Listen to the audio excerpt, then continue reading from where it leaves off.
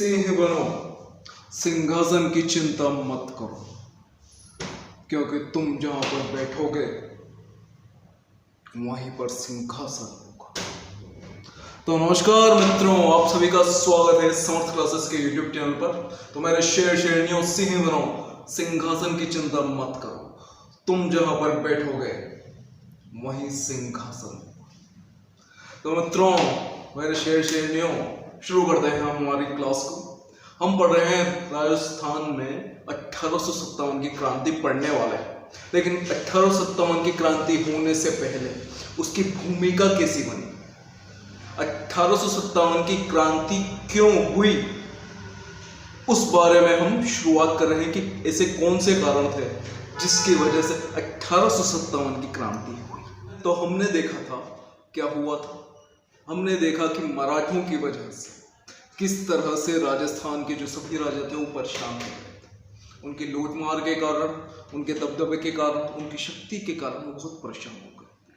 तो एक शक्ति को दबाने के लिए दूसरी शक्ति की आवश्यकता पड़ती है। तो उस समय एक प्रमुख शक्ति के रूप में उभरे थे अंग्रेज, ईस्ट इंडिया कंपनी के। तो मैंने इतना बताया था आपको कि ईस्ट इंडिया कंपनी के लिए फिर विजय सिंह थे। विजय सिंह कहां के थे? जोधपुर के राजा, जोधपुर। तो इन्होंने क्या किया था, 1781 में वॉरेन हेस्टिंग के पास एक पत्र भेजा था। वॉरेन हेस्टिंग के पास एक पत्र भेजा था। उस पत्र में इन्होंने सहायता मांगी थी मराठों के खिलाफ। क्या किया था पत्र में? मराठों के खिलाफ सहायता मांगी, मराठों के खिलाफ सहायता। लेकिन क्योंकि इनमें ईस्ट इंडिया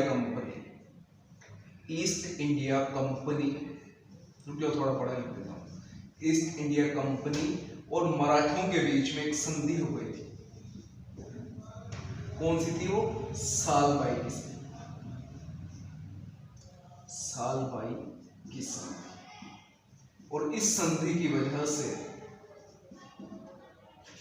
वॉरेन हेस्टिंग ने विजय सिंह की बातों पर ध्यान नहीं दिया। लेकिन अब इसके बाद जब आया लॉर्ड वेलेजली,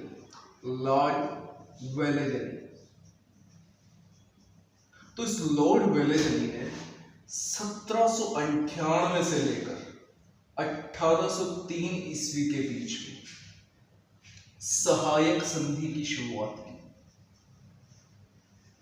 काय की? सहायक संधि। इसी ने, और ये सिर्फ राजस्थान में नहीं, पूरे भारत में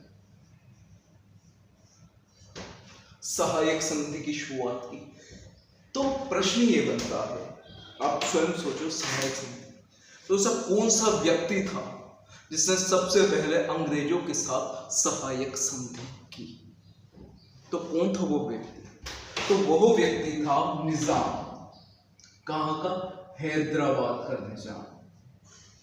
हैदराबाद का निजाम, जिसने 1798 ईस्वी में क्या की? सहायक संधि। किसके साथ? ईस्ट इंडिया कंपनी के साथ। ईस्ट इंडिया कंपनी के साथ। तो ये तो हो गया भारत की बात। लेकिन अब आए राजस्थान में। तो राजस्थान में ऐसा कौन सा राजा था जिन्होंने सबसे पहले अंग्रेजों के साथ सहायक संधि? कौन था? तो देखते हैं। हाँ तो मित्रों, जो ये हैदराबाद के निजाम था ना, हैदराबाद के निजाम का सबसे बड़ा दुश्मन कौन थे? मराठा। और अब इनकी ताकत के बीच में, ईस्ट इंडिया कंपनी की ताकत के बीच में सबसे बड़ा रोड़ा कौन बन रहे थे? मराठा। तो मराठाओं के बीच में और कंपनी के बीच में युद्ध होना निश्चित था। तो एक बहुत बड़ा युद्ध हुआ किनके बीच में, मतलब उसको कहा जा सकता है अंतिम युद्ध। ऐसे तो बहुत युद्ध हुआ है जो हम इंडियन हिस्ट्री पढ़ेंगे तब देखेंगे, लेकिन इसमें देखो वो युद्ध Maratha plus Holkar plus Scindia.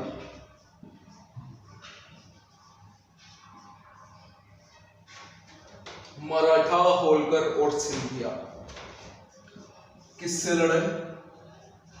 East India company से। ये बात है 1803 ईस्वी।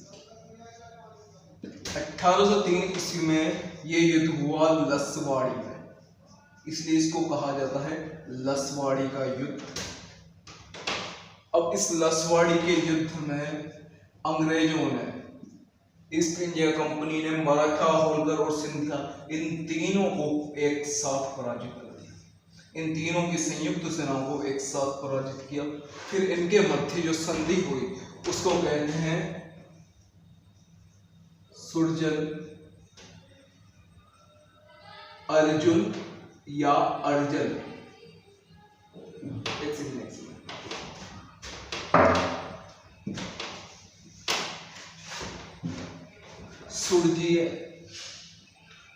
सुरजी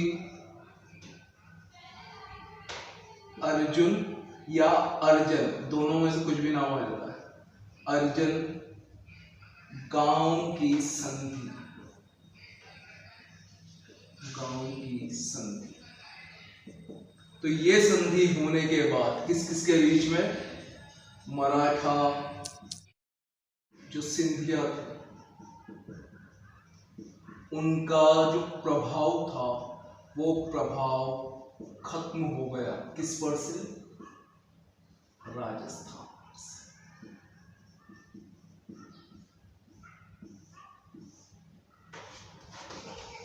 तो भाइयों राजस्थान, अब राजस्थान में ऐसा कौन सा राजा था जिसने सबसे पहले अंग्रेजों के साथ सहायक संधि की थी? तो देखते हैं, वो थे भरतपुर के राजा रणजीत सिंह।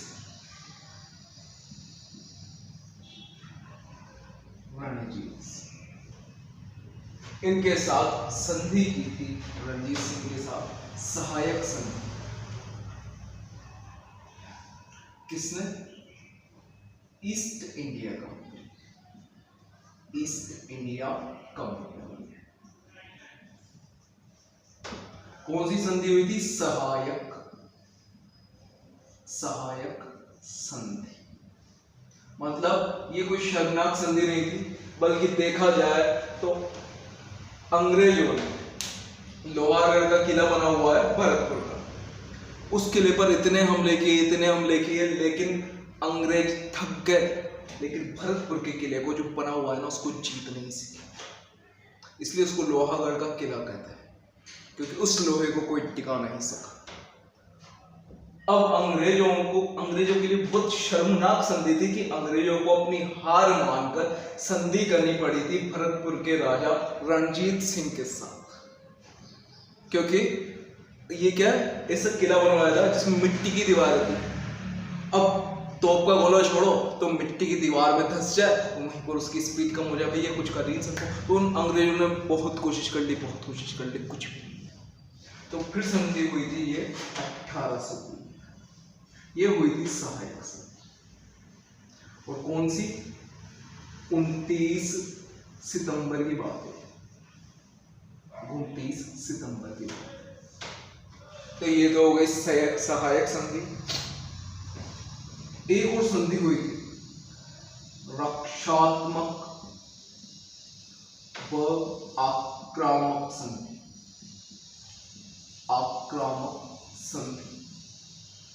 इस संधि को अंग्रेजों के साथ सबसे पहली बार किया था अलवर ने सबसे पहली। अभी मैं पूरे लाइन से लिखाऊंगा, सबसे पहली अलवर ने किया था। कब की बात है, ये बात है 14 नवंबर 1803 की। 14 नवंबर 1803 की। तो रक्षात्मक व आक्रामक संधि सबसे पहले करने वाले अलवर के महाराजा ही। कब हुई? 14 नवंबर, ये 29 सितंबर, फिर 14 नवंबर। लेकिन फिर क्या हुआ? 1805 में भरतपुर के साथ अंग्रेजों की एक नई संधि, अंग्रेजों की एक नई संधि, एक नई संधि हुई। इसी तरह धौलपुर में भी अंग्रेजों के साथ सहायक संधि। कौन सी संधि की? सहायक संधि।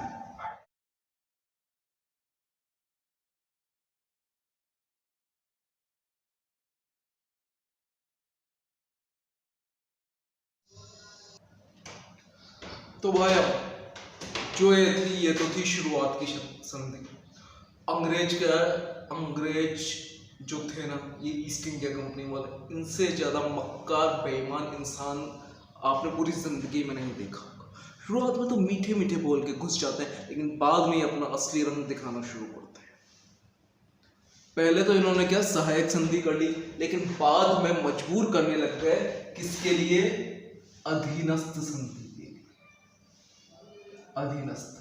पहले तो क्या दोस्त बन रहे थे कि नहीं हम तो आपके मित्र हैं, हम तो आपकी सहायता करेंगे, लेकिन बाद में क्या कहने लगे कि नहीं तुम तो हमारे गुलाम हो। तो इतना ज्यादा मक्कार आदमी अपनी जिंदगी में कभी नहीं देखा होगा। बंगाल का जो हाल किया, बंगाल का जब इंडियन हिस्ट्री पढ़ाएंगे ना, तब आपको बताएंगे बंगाल का इन्होंने क्या हाल कर दिया था, क्या भ्रष्टाचार मचाया। अधीनस्थ संधि। लेकिन जो भरतपुर, अलवर व धौलपुर,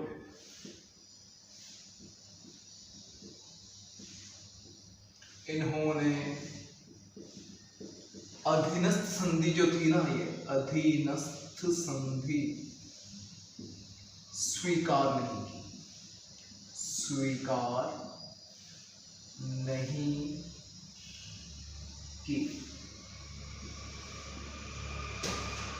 अधीनस्थ संधि स्वीकार नहीं की। तो इसके बाद यहाँ पे ये एक चीज खत्म। अब बात आती है जयपुर की। जयपुर के राजा थे जगत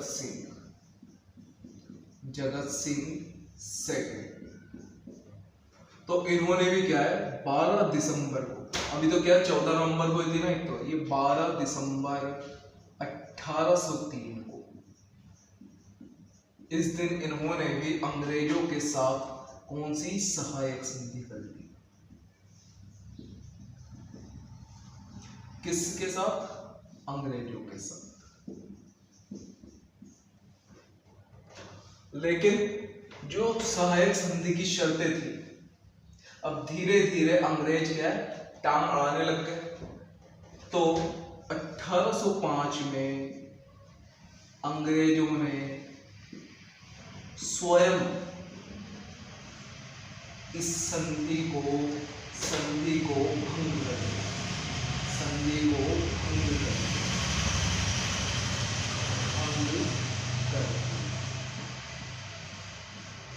संधि को क्या भंग कर दिया।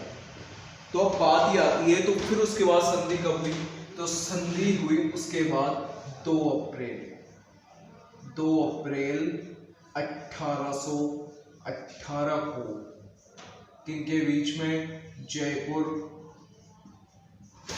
और ईस्ट इंडिया कंपनी के बीच में संधि हुई। ये लगभग अधीनस्थ संधि की तरह ही थी, ठीक है ना। तो एक ये हो गई। इसके बाद बात करें तो 6 जनवरी, मतलब 6 जनवरी पहले बोलते इसको, 6 जनवरी 1818 को जोधपुर के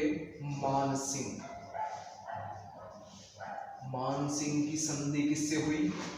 कंपनी के साथ। गवर्नर जनरल के साथ। तो मानसिंह ये एकमात्र ऐसे शासक थे जिन्होंने संधि पर स्वयं हस्ताक्षर नहीं किए। इनकी तरफ से हस्ताक्षर किए किसने? युवराज छतर सिंह। और गवर्नर जनरल की तरफ से हस्ताक्षर किए मैटकॉफ। तो ये थी इस प्रकार की इनकी संधि। तो ये हो गई इनकी संधि। अब एक और संधि हुई, वो हुई थी 17 नवंबर 1817 को। ये किसके बीच में हुई थी? टोंक के नवाब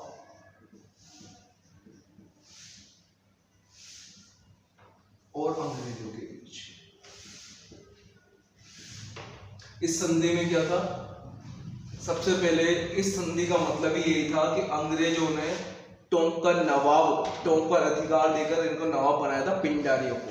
इनके साथ हुई थी ये पिंडारियों के साथ। तो क्या कहा था इसमें संधि में कि टोंक रामपुरा के स्वतंत्र शासक नवाब कहलाएंगे। क्या कहलाएंगे? नवाब की पदवी दी।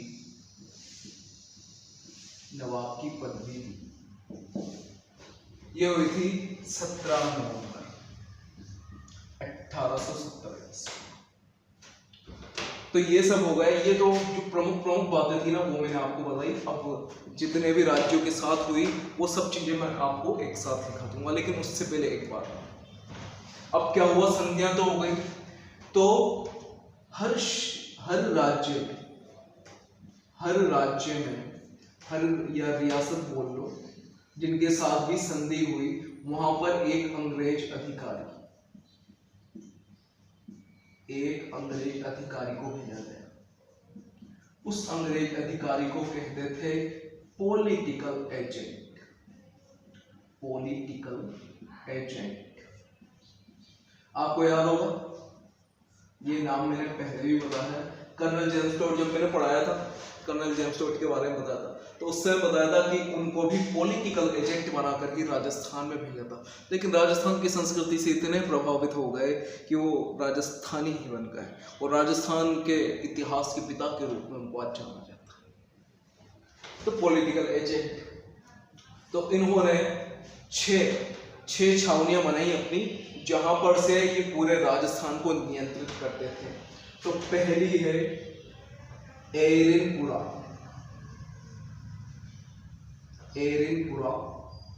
पाली। दूसरी नीमच मध्य प्रदेश। तीसरी कहां बोली हुई है? तीसरी खोली इन्होंने नसीराबाद अजमेर। चौथी ब्यावर अजमेर।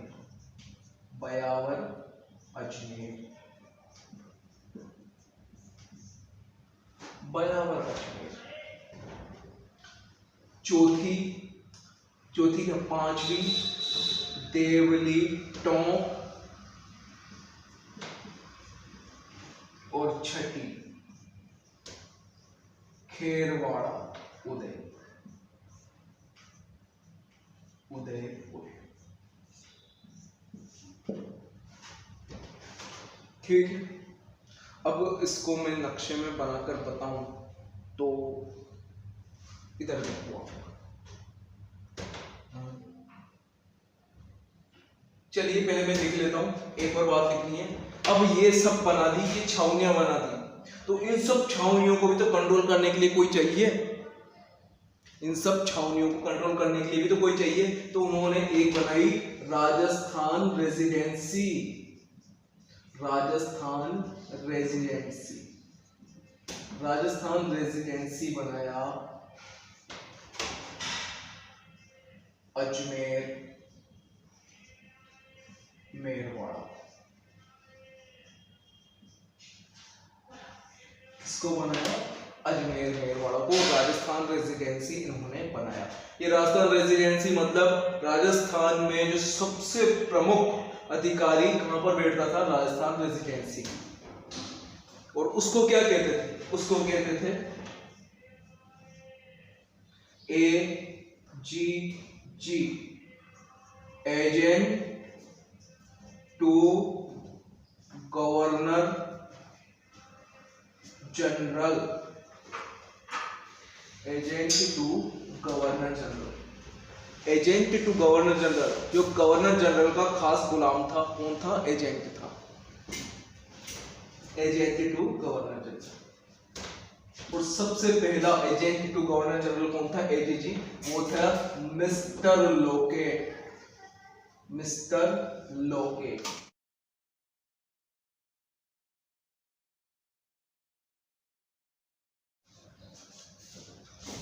हाँ तो अब एक बार हम नक्शे में देख लेते हैं कि किस हिसाब से कहां कहां पर इन्होंने अपनी छावनियां स्थापित की थी।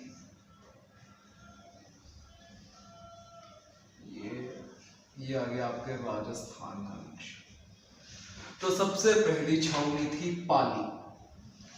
पाली में कौन सी थी? एरिनपुरा, एरिनपुरा पाली। दूसरे नंबर पर थी, इधर पाली से पास जाओ तो पाली के पास कौन पड़ता है? यहां पड़ता है अजमेर। अजमेर में कितनी थी? 2। कौन कौन सी? नसीराबाद और दूसरी ब्यावर। ये कहां थी? अजमेर के अंदर। और आगे चलो तो यहां पड़ता है टोंक, टोंक, टोंक देवली। कौन सी थी? टोंक देवली। कितनी हो गई? 1 2 3 4। अब एक यहां आ जाओ नीचे मध्य प्रदेश में, कहा? नीमच, नीमच मध्य प्रदेश MP। और आखिरी है उदयपुर, उदयपुर में खेरवाड़ा। तो ये हो गई सारी छावनियां। अब इन सभी छावनियों के माथे पर एक को इन्होंने बिठाया, वो था अजमेर मेरवाड़ा। इसको राजस्थान रेजिडेंसी या फिर केंद्र शासित प्रदेश भी कह सकते हैं, केंद्र शासित प्रदेश, क्योंकि दायित्व किसके अंडर में था? केंद्र, गवर्नर जनरल के अंडर में, केंद्र शासित प्रदेश।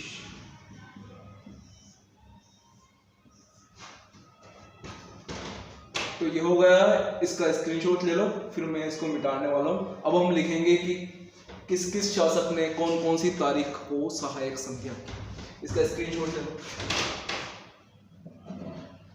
तो चलिए लिखते हैं, राजस्थान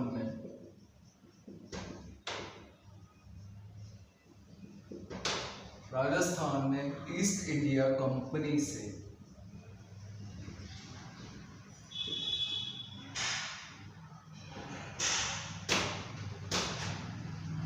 ईस्ट इंडिया कंपनी से की गई संधियां।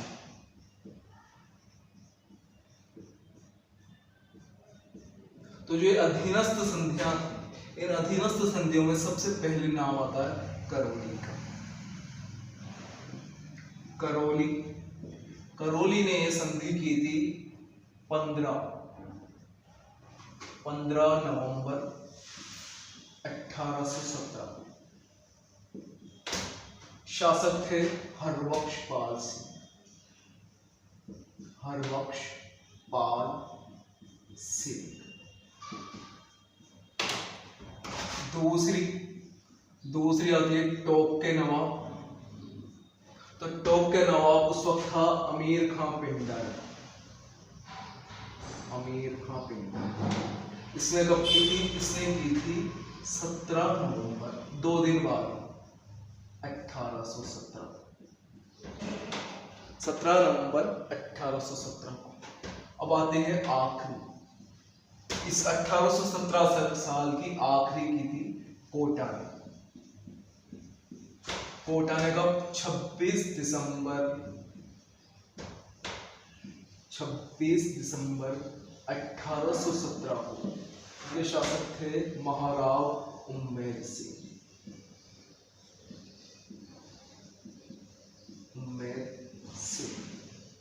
तो 1817 में किन किन ने की? करौली, टोंक और कोटा। 15 नवंबर, 17 नवंबर और एक 26 दिसंबर। अब आएगी चौथी वाली, कब की?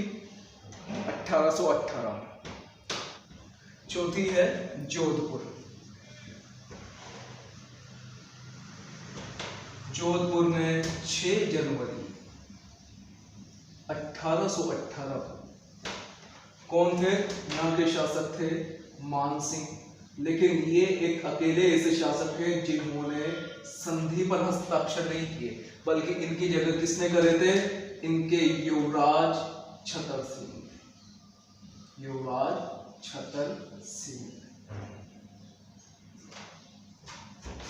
इनके अलावा और किसने करी?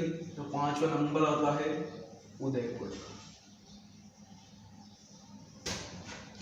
उदयपुर ने 22 जनवरी 1818 में की। उस समय उदयपुर के शासक थे भीम सिंह जी। अब ये भीम सिंह जी आपको इस तरह से याद रह जाएंगे नाम, कि इन्हीं के समय में हुआ था, इन्हीं की पुत्री थी कृष्ण कुमारी, और इन्हीं के समय हुआ था कृष्ण कुमारी विवाद।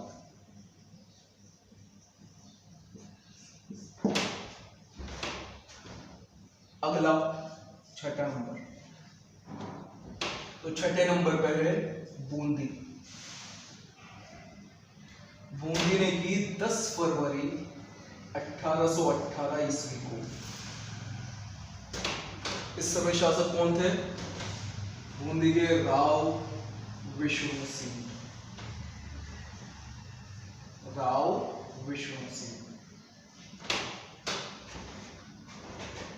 7वें नंबर पे है बीकानेर।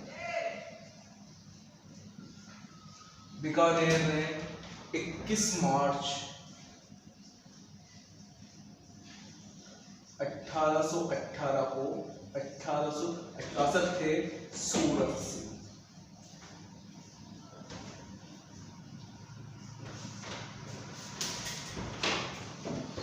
तो देख लो 1817 में 3 संधियां, करौली, टोंक, कोटा। जनवरी में किन? इन दोनों ने। जोधपुर में 6 जनवरी को, उदयपुर की 22 जनवरी को। फरवरी के महीने में एक सिर्फ बूंदी, और 21 मार्च को की बीकानेर के सूरत से। इसका स्क्रीनशॉट ले लो, फिर आगे चलते हैं। अब फिर क्या हुआ? अब आते हैं 8वें नंबर पे। तो 21 मार्च को बीकानेर ने करी, उसके बाद नंबर आया जयपुर का। जयपुर ने, जैसा कि मैंने अभी आपको बताया था, 2 अप्रैल 1818 को दोबारा की थी संधि। पहले तो अंग्रेजों ने खुद ने भंग कर दी थी। और शासक कौन थे? सवाई जगत सिंह।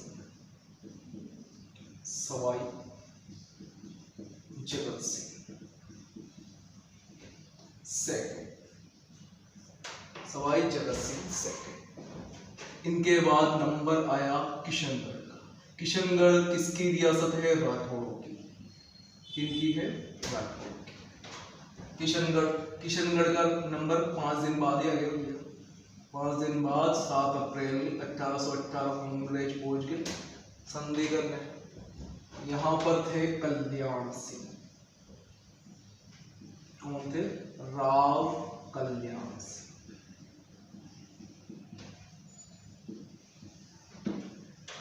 राव कल्याण सिंह। अगला नंबर आया डूंगरपुर। डूंगरपुर की तारीख थी 11 दिसंबर 1818। मतलब 1818 का आखिरी जो शासक था वो डूंगरपुर का शासक था, वो थे महारावल जसवंत सिंह। जसवंत सिंह, महारावल जसवंत सिंह। इनके बाद जैसे डूंगरपुर के पास अब कौन कौन सी है, डूंगरपुर के पास है बांसवाड़ा, दूसरी कौन सी है प्रतापगढ़। प्रतापगढ़। तो बांसवाड़ा के उस वक्त थे उम्मेद सिंह और प्रतापगढ़ के थे सामंत सिंह।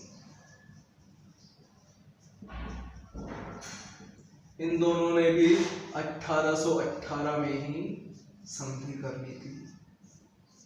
1818 में ही संधि। तो 13वें नंबर पे है जैसलमेर।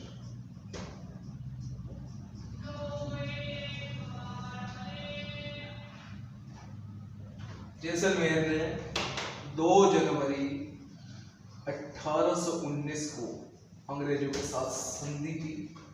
उस समय शासक थे मूलराज। इनके शासक थे मूलराज।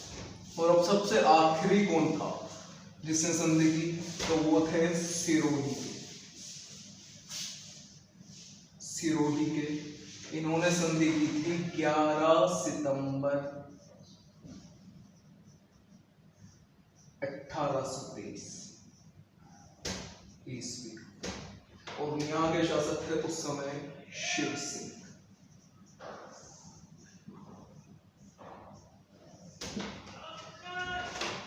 तो देख लो मित्रों, इसका स्क्रीनशॉट ले लो, आपके सहायक संधियां पूरी हो चुकी है।